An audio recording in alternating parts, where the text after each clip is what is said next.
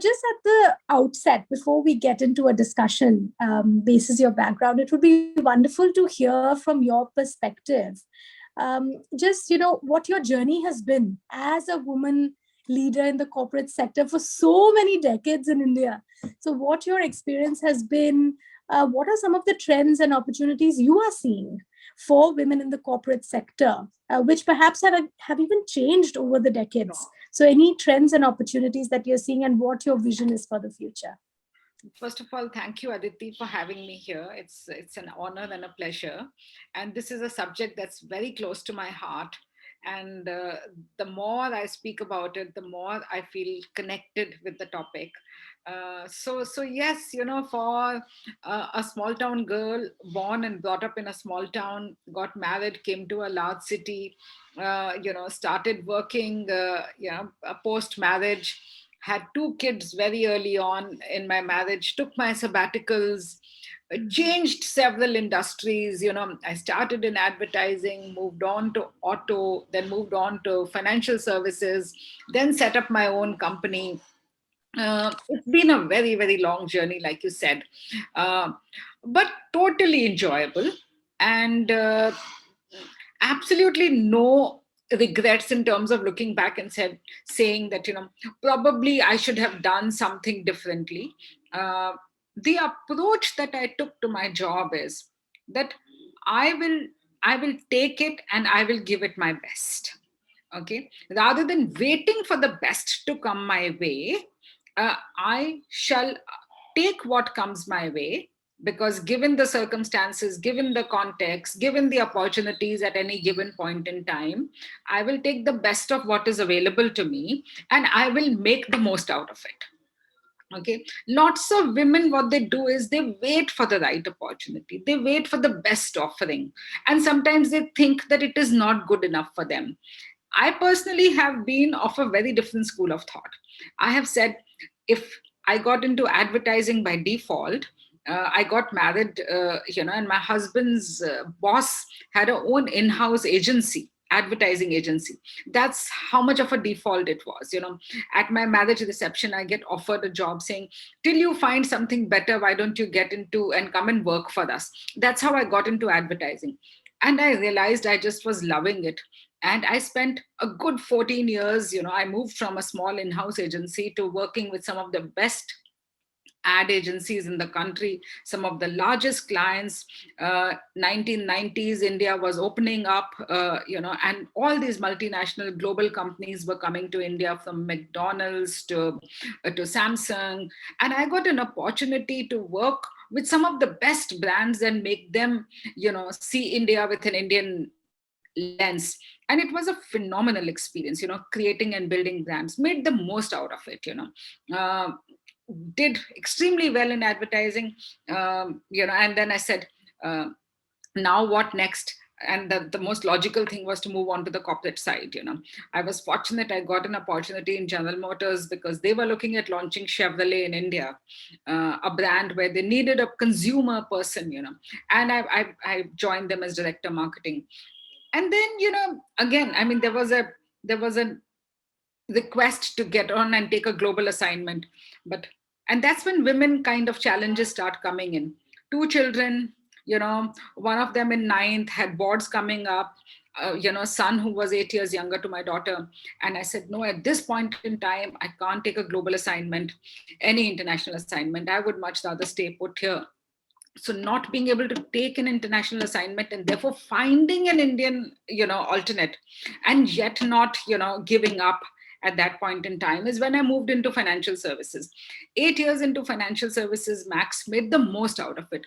So technically, if you just look at my story, it's about, given my career and my life has to circle around my family and my context of my life. Okay, I know that I would not have convinced my family to relocate, but yet I wanted to work. And yet I didn't want to feel as if I'm compromising and not for the sake of my family, because that would leave me feeling a little unhappy, frustrated, and that starts manifesting in your relationships with the family. So I was very clear that I'm not making a compromise. India has got huge opportunities. If I don't take up this global assignment, I'll have something in India. So that's the lens with which I looked at it. And that's what I want to tell women today. Opportunities are galore. They're out there. Okay. Uh, for deserving people, for deserving skills, there is more demand than supply. I can guarantee you that. Okay. But be receptive, be open. Okay. Be flexible. Don't be rigid. This industry, this job, this level, in a long career, okay, there is time and place for you to be picky and choosy. But initially, you need to actually keep yourself flexible. Okay. And some very, very early days, if you start having these very elitist thoughts about, I need to find something that I love doing, and you get into this discussion with women, many of them won't even know what they love doing. Okay. It's like they have this very esoteric idea of, I'm passionate about this. I mean, if you're passionate about this, and if you're lucky you get that break, so be it. But if you don't get it, whatever, keep your passions and hobbies aside and do that on the parallel. But treat your job, if you've decided to take it up, give it your best, give it your 100%, and you will see you'll start enjoying it. So clearly there are much more opportunities today. Workplaces are a lot more inclusive. Okay. One of the things that is truly changing is this whole organization culture. Okay. Things are changing in the right direction. There's a lot of work to be done, but I think organizations are making effort to give the right kind of tools, resources, and support to women. I mean, you look at today, crashes being made available. There are better organizations giving crash supports for the children, uh, longer maternity leaves, opportunity. And COVID has opened this whole new opportunity of working from home for many women. Okay. Flexi hours, sabbaticals, uh, job rotations and roles that are lighter. I have personally experienced it. When I had my son, I had a difficult pregnancy, and I was bedridden for almost 8 months. And when I went back, I was moved into a role which was a lighter role. It must have taken me 2 years back in my career. But if you're good enough, you do make up for that. So organizations are willing to be flexible. uh, Women need to make sure that they are coming on an equal footing and not expecting unfair privileges, because on one side we are seeking equality, on the other side we seek special favors and privileges. You need to be as good at your job as the man sitting next to you. Okay. Organizations are cutthroat. Okay. It's a very competitive environment out there. The only thing that you need to focus on is, how are you in a growth mindset? And what I mean by growth mindset is, are you constantly investing in learning and becoming the best at what you're doing? Okay. There is no such thing as that I have now stopped learning, and now my time has come to just do, because the learning phase is just behind me. The way the world is changing, you have to keep reinventing yourself. You have to keep learning new skills. There is no end to learning. The day you stop learning is the day you start losing out. Stay 2 steps ahead, continue to learn, continue to invest in your own self, have a growth mindset, and say, I'm growing myself as a professional. Forget you're growing the organization. If you're growing yourself as a professional, investing in your skill and craft, you will make sure it yields at several levels. Not that it nourishes you, but the benefits for the organizations are there for everyone to see. When you're sitting in a boardroom and when you have to make a point of view, okay, you have to come from a point of expertise. You have to come from knowing your subject well, and that applies to whether you're a man or a woman.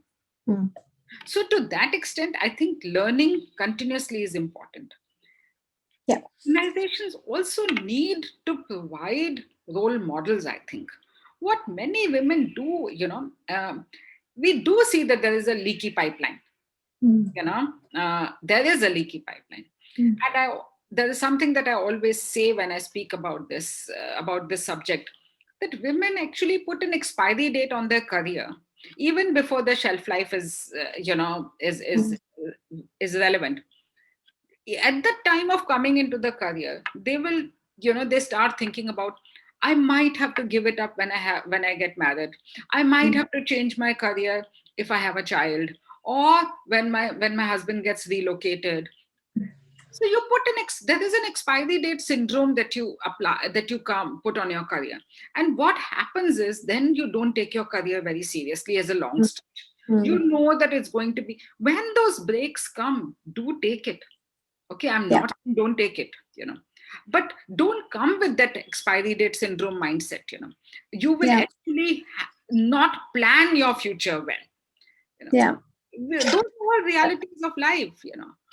So many nuggets in what you have said, so many nuggets, and they actually lead to a lot of the questions that I wanted to ask Sure, you. sure. So I'm really glad that, coming from that top-down perspective at this point, Sure. you are saying all the things from a bottom-up perspective that we wanted to ask. So it's really brilliant.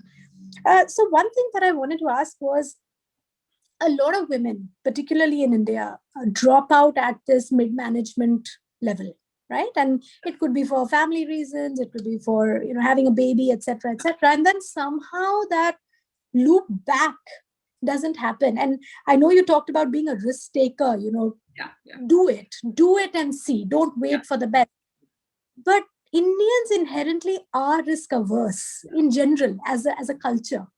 So, are you, how, I mean, given all these new policies you were talking about that corporates are putting in place to support women back, are you seeing a change in that trend? Are you seeing more women who are now proceeding beyond mid management?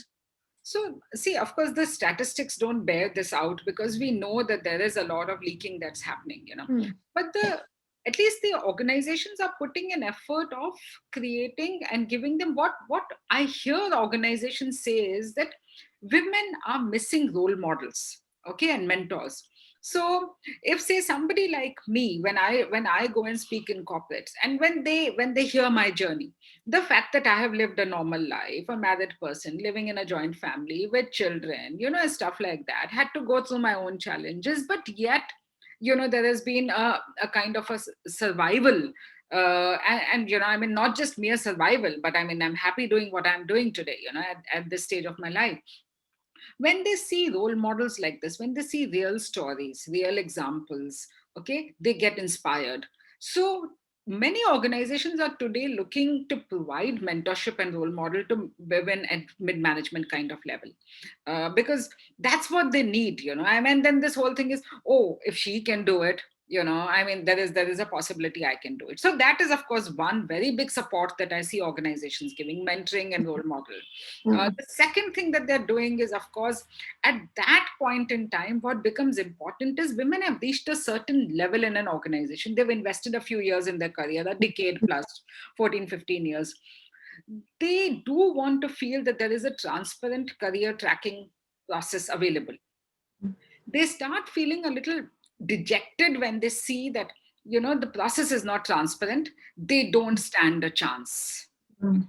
Now, Mm. if that mindset, no matter what I do, no matter how many years I slog in, I will never reach the same level, whatever. Mm. Uh, Mm.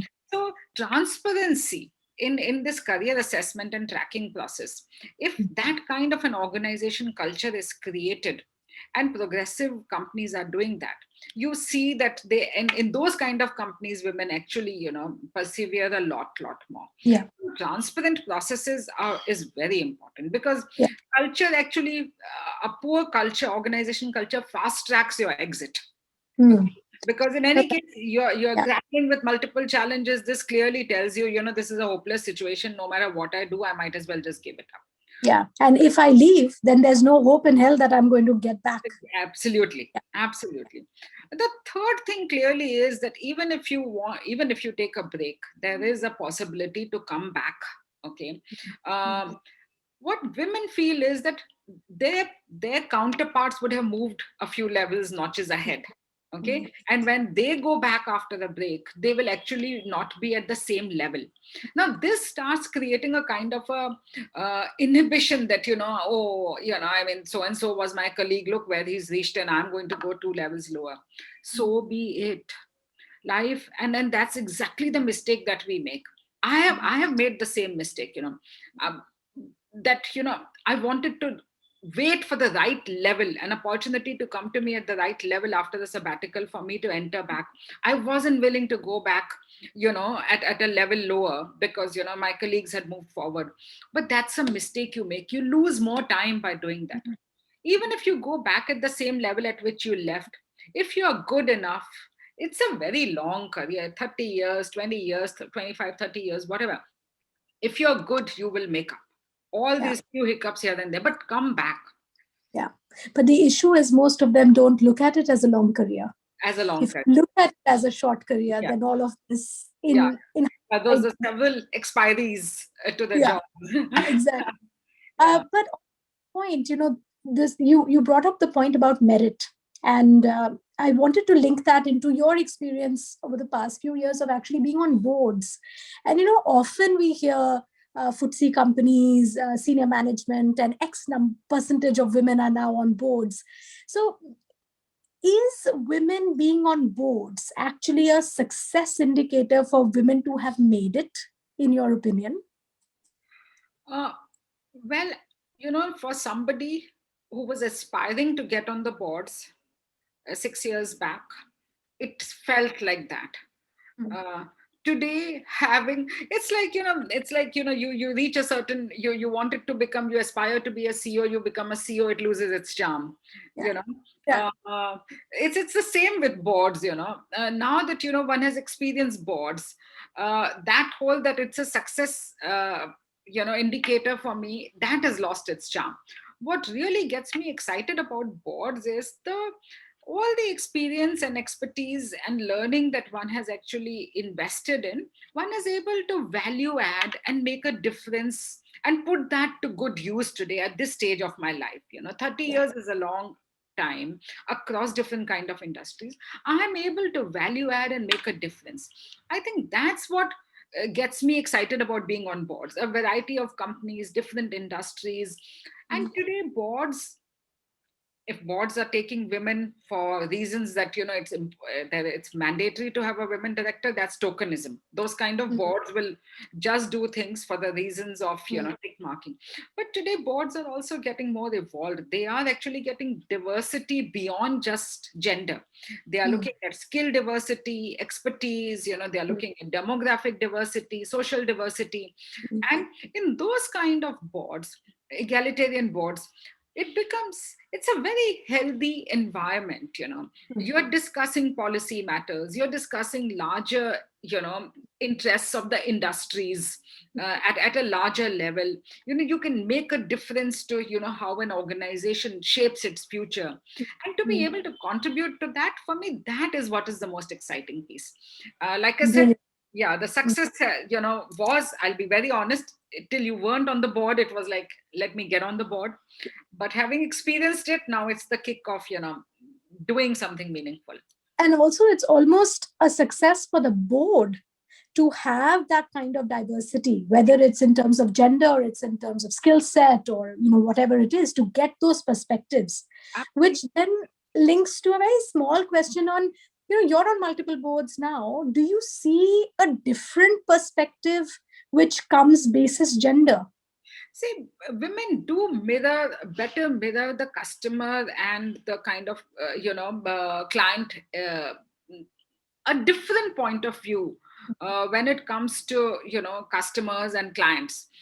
So there's always an alternate point of view. It's almost like, because you're a woman, and if there are industries that have an audience base of both men and women, you do bring in a better customer understanding because you are the consumer yourself. So I think women mirror an alternate and a very different and fresh point of view on companies, customer and client bases. Also, I think it sets the tone for your employee hiring. Because in many organizations, like I said, they are missing role models. So what Mm. happens is that you inspire your employees that, look, our company has a women director. Okay.